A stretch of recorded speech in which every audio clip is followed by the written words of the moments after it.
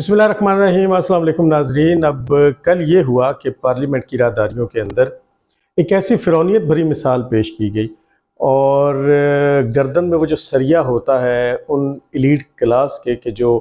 यहाँ पे कई दहाइयों से हुक्मरान है, जो मुल्क के अंदर खुशहाली लाने का दावा करते हैं, जो गरीबों का दर्द अपने सीने में रखे जाने का दावा करते हैं, वो कल मिसाल इसहाक डार की जानिब से पेश की गई। अब जो सहाफ़ी है, सहाफ़ी का बुनियादी काम क्या है? सहाफ़ी का बुनियादी काम बुनियादी तौर पे वो इन जैसी एलीट क्लास या हुकूमती नुमाइंदों या हुकूमत और अवाम उनके दरमियान एक कम्युनिकेशन टूल होता है। यानी कि आप तक जो ख़बरें पहुँचती हैं सारा दिन, जो आप टेलीविज़न स्क्रीन्स के आगे या सोशल मीडिया के ज़रिए या अखबार के ज़रिए या रेडियो के ज़रिए या दीगर जितने भी मीन्स ऑफ कम्युनिकेशन है उनके थ्रू जब आप किसी भी वाक़े या किसी भी सानहे या हादसे या किसी खुशी की खबर को जानने की कोशिश करते हैं, तो वो जो उसके पीछे जो एक फ़र्द होता है उसको सहाफ़ी कहते हैं। और सहाफ़ी तब तक आप तक असल बात और बीच की वो ख़बर नहीं पहुंचा सकता कि जब तक वो उसका मुकम्मल तौर पे गैर जानिबदार होकर खोज ना लगा ले। अब ये जो शाहिद कुरैशी साहब हैं, जो कि एक सहाफ़ी हैं और मीडिया में बड़ी अच्छी नुमाइंदगी करते हैं अपने चैनल की। अब रात को वो मारिया मेमन के प्रोग्राम में भी तशरीफ़ लाए हुए थे ARY के ऊपर। हुआ कुछ यूँ था कि इसहाक डार साहब जब असम्बली से बाहर निकले तो असम्बली की राहदारी में शाहिद कुरैशी साहब ने उनसे बिल्कुल आमियाना किस्म के सवाल किए और वो सवाल यही थे कि बताएं कि वो जो $1.5 अरब या $1 अरब की जो बात चल रही है IMF के साथ, वो कब तक हो जाएगी और हमारे जो मसाइल हैं वो कब तक हल होंगे और ये डॉलर की कीमत कब नीचे आएगी वगैरह वगैरह। तो इसहाक डार साहब ने इंतहाई रऊनत से, बड़ी बदतमीज़ी से, बड़ी गुस्ताखी से पहले तो शाहिद कुरैशी साहब से ये कहा कि ये तब तक मसाइल हल नहीं होंगे जब तक तुम जैसे लोग यहाँ मौजूद हैं। अब ये एक इतनी बिलो द बेल्ट बात है, ये उस फ्रस्ट्रेशन को ज़ाहिर करती है जो मौजूदा हुकूमत में है कि उनसे ना तो इकॉनमी कंट्रोल हो पा रही है, ना महंगाई कंट्रोल हो पा रही है, ना कोई बैरूनी मदद उनको हासिल हो रही है और वो डिफ़ॉल्ट के करीब पहुँचते जा रहे हैं। तो बजाय इसके कि वो इसके ऊपर कोई संजीदा गौर करें या कोई ऐसे काम करें कि जिससे ये मुल्क तबाही जिसके दहाने पे पहुँच चुका है, चाहे उसकी वजह जो भी हो, उससे बच जाए या वो कुछ ऐसी चीज़ें अवाम के सामने, हक़ाइक़ सामने लाएँ कि जिनको सामने लाने की ज़रूरत है, बजाय ये करने के उन्होंने पहले तो इस तरह की गुफ्तगू फरमाई और उसके बाद जब उस सहाफ़ी ने ये कहा कि जनाब मैं तो एक सहाफ़ी हूँ, मेरा काम तो सवाल करना है और आपका काम जवाब देना है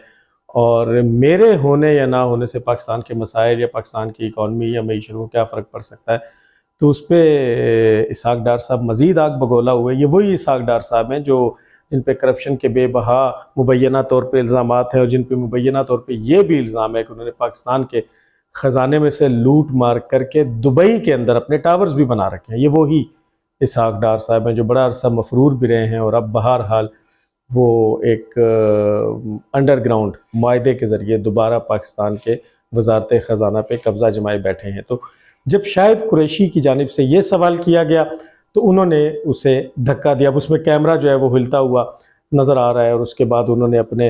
गार्ड्स को ये भी कहा कि इसका मोबाइल पकड़ के फेंक दो और उसके बाद वो अपनी गाड़ी की तरफ तशरीफ़ ले गए। शाहिद कुरैशी जब रात को मारिया मेमन के प्रोग्राम में आए तो उन्होंने ये कहा कि इस वाक़े के बाद एक्चुअली ये हुआ था, मुझ पे तशद्दुद के बाद ये हुआ था कि फिर वज़ारत ख़जाना की टीम के कुछ लोग मेरे पास आए और उन्होंने मुझे कहा कि आपको इसहाक डार साहब जो हैं वो बुला रहे हैं और वो आपसे मिलना चाहते हैं। तो मैंने उनसे अपने ब्यूरो चीफ़ के हमरा इसहाक डार साहब से उनके ऑफ़िस में मुलाकात की और मैं बुनियादी तौर पे अपने ज़हन में ये सोच लेके गया था कि शायद जनाब इसहाक डार साहब जो हैं उनको कोई एहसास शर्मिंदगी या निदामत हो गया होगा और शायद वो मुझसे माज़रत करेंगे। लेकिन मैंने वहाँ जाके महसूस किया कि उनका वही रवैया था जो वहाँ अंडरग्राउंड पार्किंग के अंदर था कि जब उनकी मेरे साथ तलखी हुई थी और वो ज़रा भी उसमें कमी नहीं आई थी, बल्कि उल्टा उन्होंने मुझे ये कहा कि मैं जो हूँ वो माज़रत जब करूँगा तो मैं असम्बली के फ्लोर पे करूँगा। अब ये एक बड़ी स्मार्ट किस्म की सियासी मूव है कि इसहाक डार साहब यहाँ ये वाली हरकत, ये घटिया हरकत, ये बिलो द बेल्ट हरकत करने के बाद भी यहाँ पे अवामी जो पब्लिक सेंटिमेंट्स हैं वो हासिल करना चाह रहे हैं ताकि एक वाह वाह हो के देखें जनाब जो पाकिस्तान का वज़ीर ख़जाना इसहाक डार है वो इतना अच्छा और शरीफ और नेक आदमी है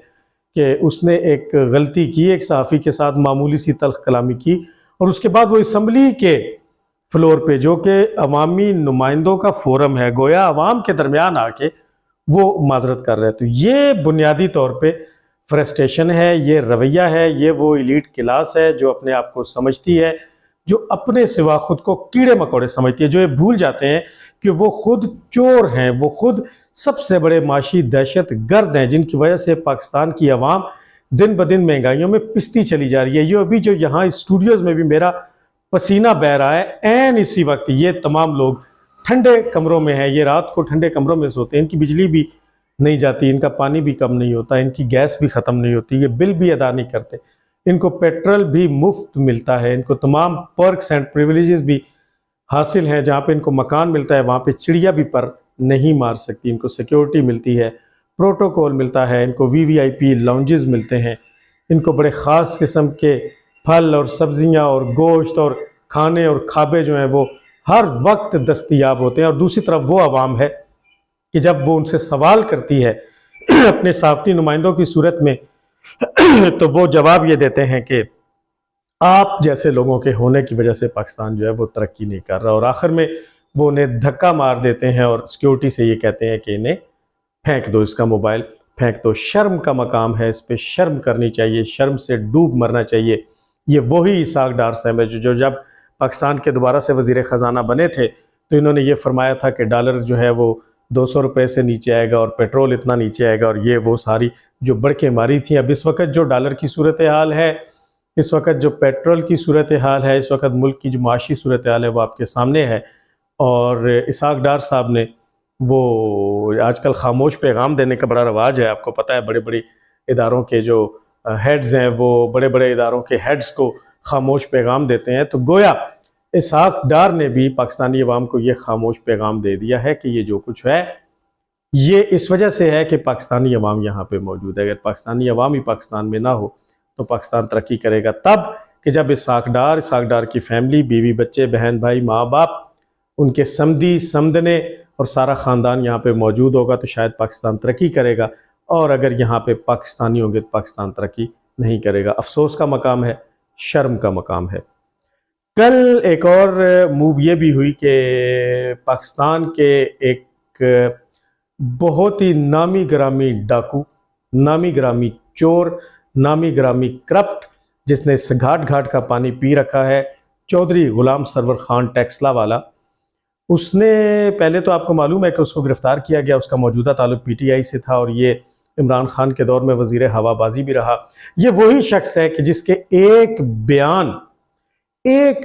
की कीमत पाकिस्तान और पाकिस्तान का एक बहुत बड़ा इदारा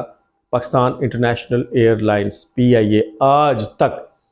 तक भुगत रहा है। इस बदबख्त ने असम्बली के फ्लोर पे खड़े होकर ये कहा था कि बहुत से जो पायलट्स हैं PIA में उनके तो डिग्रियां ही जाली हैं, जिसकी वजह से पूरे दुनिया में जो है वो पाकिस्तान की बदनामी हुई, PIA की बदनामी हुई। हत्ता कि वो लोग कि जो PIA से जाके दूसरी बड़ी बड़ी एयरलाइंस में भी बतौर पायलट काम कर रहे थे उनको भी नौकरियों से निकाल दिया गया। वो पाकिस्तान आए, उन्होंने अदालतों में केसेस किए, उन्होंने ख़ुद को क्लियर करवाया, उन्होंने साबित किया कि वज़ीर मौसूफ ने जो बात की थी वो सरासर झूठ पे मबनी थी और ऐसी कोई बात नहीं थी। तो जब वो दोबारा गए तो एयरलाइंस ने उनको ये कह के जवाब दे दिया कि ज़ाहिर है हम आपके इंतज़ार में तो नहीं बैठे थे, हमने तो आपकी जगह पे नए बंदे रख लिए हैं। गुलाम सरवर के इसी बयान की वजह से पाकिस्तान एयरलाइंस की बहुत से मुल्कों में जो फ़्लाइट्स हैं वो मुअत्तल हो गई, और इसके बावजूद ये बंदा जो है वो चेयरमैन PTI कासिम के अब्बा टेरियान के वालिद इमरान खान की आँख का तारा रहा, और इस शख्स ने मज़े लूटे वजारत हवाबाजी के। लेकिन जब ये गिरफ़्तार हुआ तो यकीन करें कि ये 5 से 6 घंटे भी पुलिस के पास नहीं निकाल सका। ज़ाहिर है करप्ट लोग होते हैं जिनके रगों में हराम घुसा हुआ होता है, वो फिर इस तरह की चीज़ें तो बर्दाश्त नहीं कर सकते। तो उसने फौरी तौर पे एक प्रेस कॉन्फ्रेंस की, 9 मई के वाक़यात की मज़म्मत की और PTI से अलहदगी का ऐलान कर दिया। अब यहाँ पे ये ख़बर नहीं है, ये तो सब कर रहे हैं। सोचने की बात बुनियादी तौर पे ये है कि खान साहब को और खान साहब के मानने वालों को और उनके आशिकों को ये सोचना चाहिए कि ये वो लोग थे, इन जैसे लोग थे जो कुछ अभी छुपे हुए हैं, कुछ आपको छोड़ गए हैं, कुछ आप पे 2 हरफ या 3 हरफ भेज गए हैं। ये थे कि जिनको साथ मिला के आप रियासत मदीना बनाने चले थे और पाकिस्तान को तरक्की की राह पे चलाने चले थे। तो ये है बुनियादी तौर पे सोच का मकाम, और ये असल खबर है कि ग़ुलाम सरवर ख़ान जो है वो भी अब इमरान खान को खैरबाद कह गया। जस्टिस मिस्टर बंदयाल के बनाए हुए सुप्रीम कोर्ट के 9 रुकनी बेंच का जो हशर हुआ था वो तो हमने आपको बता दिया था, और उसके बाद फिर कामरान खान के प्रोग्राम में इरफान कादिर साहब जो जिनका ताल्लुक नून लीग से है, उन्होंने बड़े वाज़ेह अल्फाज में ये कह दिया था कि चूँकि ये जो बेंच है, चाहे वो 9 रुकनी हो, चाहे 7 हो, चाहे 5 हो, ये तो बेंच ही जस्टिस काजी फ़ाइज़ ईसा के मुताबिक, जो कि मोस्ट सीनियर तरीन जज होने के साथ साथ आइंदा नामजद चीफ जस्टिस ऑफ पाकिस्तान भी हैं, तो ये तो बेंच ही गैर कानूनी है, तो फिर इसका फ़ैसला हम नहीं मानेंगे। तो ये तो अब बिल्कुल नविश्ता दीवार है कि ये बेंच जो भी फ़ैसला करेगा फ़ौजी अदालतों के अंदर सिविलियन के ट्रायल के हवाले से, उसको हुकूमत उठा के बिल्कुल वैसे ही फेंक देगी जैसे उन्होंने 14 मई के इंतखाबात का जो फ़ैसला है उसको रद्द कर दिया गया था। लेकिन इसमें इंटरेस्टिंग बात यह कि मोस्ट सीनियर तरीन चीफ जस्टिस जनाब काजी फ़ाइज़ ईसा साहब ने जो 30 सफ़ात पे मुश्तमिल एक नोट लिखा था, उसको कल सुप्रीम कोर्ट की वेबसाइट पे अपलोड किया गया था, लेकिन चंद ही मिनटों के बाद उसको वहाँ से डिलीट कर दिया गया। अब ये कौन कर रहा है और ऐसा क्यों किया जा रहा है, और ये कौन सी स्मार्ट मूव है, और इसमें कौन से बदले लिए जा रहे हैं, और chief justice mister Bandial, Umar Ata Bandial साहब जो हैं, उनकी अपनी क्रेडिबिलिटी पे इससे बड़े सवालात उठते हैं कि मोस्ट सीनियर जज जो कि उनके बराबर अब बैठे हैं और उनको मालूम है कि अब उनके बाद वो आइंदा आने वाले चीफ जस्टिस भी हैं, उनके साथ इस तरह का नारवा सलूक के जिनका जिक्र उन्होंने उस 30 सफ़ात के नोट में भी किया। नोट चले वेबसाइट से तो डिलीट कर दिए गए, लेकिन मीडिया के पास मौजूद हैं, और बीइंग अ सीनियर मोस्ट जज जो काजी फ़ाइज़ ईसा है, वो खुद भी उन नोट्स को जो है वो लीक कर सकते हैं, उनको आवाम तक जो है वो पहुंचा सकते हैं। तो इसमें सुबकी जो है वो तो बंदयाल साहब की अपनी ही हुई है। वो इस तरह के वो जो सुप्रीम कोर्ट के इस बेंच की कार्रवाई थी और उसके बाद फिर जो 7 रुकनी बेंच बनाया गया था, वो तो अब एक सानवी खबर बन गया। अव्वल खबर तो अब ये है कि जस्टिस काजी फ़ाइज़ ईसा जो है, उनके उस नोट को उसके साथ ये सलूक किया गया कि उसे सुप्रीम कोर्ट की जो वेबसाइट है उससे डिलीट कर दिया गया। बहुत जल्दी में लगते हैं बंदयाल साहब, और बंदयाल साहब ने ये फरमाया है कि वो मंगल के दिन तक, मंगल आपको याद रहे कि अब जो लास्ट वर्किंग डे होगा, क्योंकि उसके बाद ईद उल अजहा जो है उसकी छुट्टियां आ जाएंगी, तो मंगल के दिन तक उन्होंने कहा है कि इस केस का, इसके ऊपर फैसला कर दिया जाएगा। मैंने आपको पहले ही अर्ज की कि इस फैसले को मानने का कोई कोई उम्मीद नज़र नहीं आती इस्टेब्लिशमेंट या हुकूमत की जानिब से, लेकिन इतनी जो जल्दी है अब वो ये है कि देखिए, अब आज हफ्ते का दिन है, कल इतवार है, और इन दिनों में और कुछ सीनियर लोगों के मुताबिक तो अब इस अगले एक हफ्ते में बहुत कुछ जो है होने वाला है, बहुत कुछ बड़ा होने वाला है। कुछ लोग तो कहते हैं कि बड़ा खैर का होने वाला है, कुछ ये कहते हैं कि बड़ा शर होने वाला है, और कुछ ये कहते हैं कि बहुत बड़ा धमाका होने वाला है। कुछ इसको खुल के ये कहते हैं कि शायद इमरान खान साहब की गिरफ्तारी होने वाली है, कुछ ये कहते हैं कि बुशरा बीबी गिरफ्तार होने वाली है, कुछ ये कहते हैं कि कोई कानून नया लाया जा रहा है, कुछ ये कहते हैं कि एक एग्जीक्यूटिव ऑर्डर भी आने वाला है बंदयाल साहब को हटाने के लिए। बहरहाल जो कुछ भी है, ये जो एक हफ़्ता है जो कि तकरीबन एक हफ़्ते से कम रह गया है, आज हफ़्ता है और जुमेरात को ईद है इंशाअल्लाह, तो ये बड़ा क्रूशल सा टाइम है। इसके अंदर क्या होगा, ये सारी चेमगोइयाँ हैं, ये र्यूमर्स हैं, ये हवा में बातें हैं, लेकिन बातें बहरहाल जो है वो ज़रूर है। तो इस हफ्ते इस हवाले से क्या होगा वो भी हम खबर आपको देंगे।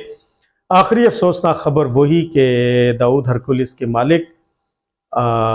जो शहज़ादा दाऊद थे और उनके बेटे सलमान दाऊद, वो ओशन गेट कंपनी की जिस आप तो सबमरीन में बैठ के टाइटैनिक का मलबा देखने के लिए गए थे, वो वहाँ से जिंदा वापस बच के नहीं आए, और इत्तलात के मुताबिक जो सबमरीन है, जो अप्तोज़ है, वो प्रेशर बर्दाश्त नहीं कर सकी और वो ब्लास्ट कर गई। और बहुत ही